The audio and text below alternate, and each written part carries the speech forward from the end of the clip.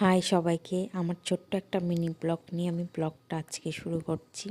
এই দেখো, সকালে উঠে পড়েছি। ঘুম থেকে উঠে মামামের জামা কাপড় ছিল, সেগুলো ধুয়ে ছাদে নিয়ে আসছি। ছাদের চারিপাশে একটুকু রোদ নেই, এখনও কুয়াশা পড়ছে, কিন্তু মামামের জামা কাপড় যেহেতু ধুয়ে দিয়েছি সেগুলো তো মেলতেই হবে, তাই ছাদের মধ্যে নিয়ে এসেছি মেলা।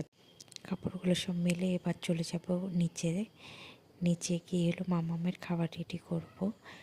মাম্মাম বাইরে খেলছিল, মাম্মামকে ঘরে নিয়ে আসলাম। এবার ওর খাবারটা নিয়ে আসবো, নিয়ে এসে ওকে খাইয়ে দিই, ঘুম পাড়িয়ে এবার আমি চলে যাবো রান্নাঘরে।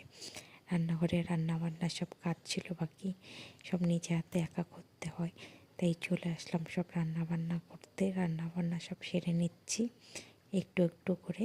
রান্নাবান্না কমপ্লিট করে চলে গেছিলাম চানে। চান থেকে এসে তাড়াতাড়ি করে মেয়ের খাবার রেডি করছি, কারণ বেলা অনেক হয়ে গেছে। মেয়েও উঠে পড়েছিল ঘুম থেকে, তাকে ওকে খেলতে দিয়ে আমি ওর খাবারটা রেডি করে নিলাম।